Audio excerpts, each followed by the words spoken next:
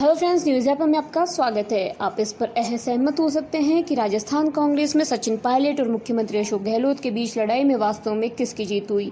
लेकिन इस पूरे प्रकरण में एक निर्विवाद और अप्रत्याशित विजेता है जिसे हर किसी ने खारिज कर दिया था। भाजपा की वसुंधरा राजे। उन्होंने लंबी शीत निद्रा से सही समय पर बाहर आते हुए अपनी विशिष्ट शैली में अपने राजनीतिक प्रभाव को पुनर्स्थापित किया है।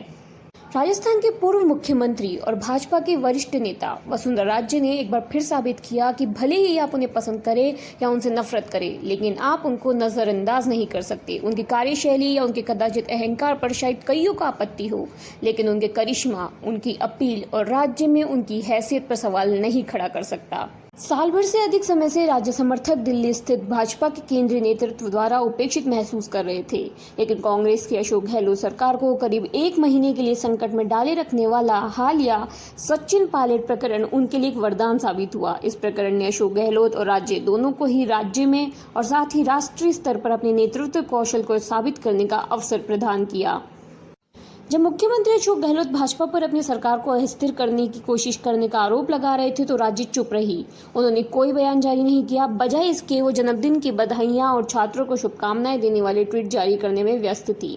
और कांग्रेस संकट पर उन्होंने बस एक बार ट्वीट किया। उन्होंने राज्य भाजपा अध्यक्ष सतीश पूनिया और उनके सहयोगियों को यहाँ से संकट से निपटने दिया। इस राजनीतिक परिदृश्य में उनका प्रवेश कांग्रेस के संकट समाप्ति के मात्र 3 दिन पूर्व हुआ। कई भाजपा नेताओं की माने तो अपने दिल्ली प्रवास के दौरान राज्य ने पार्टी के केंद्रीय नेतृत्व को स्पष्ट कर दिया था कि उनकी सहमति के बिना राजस्थान में कुछ नहीं हो सकता। उन्होंने पार्टी की राज्य कार्यकारिणी के गठन का मुद्दा भी उठाया, जिसमें अधिकांश उनके विरोधियों को शामिल किया गया है। उन्होंने उन्हें उचित महत्व नहीं दिए जाने की बात केंद्रीय नेतृत्व के समक्ष दृढ़ता से रखी।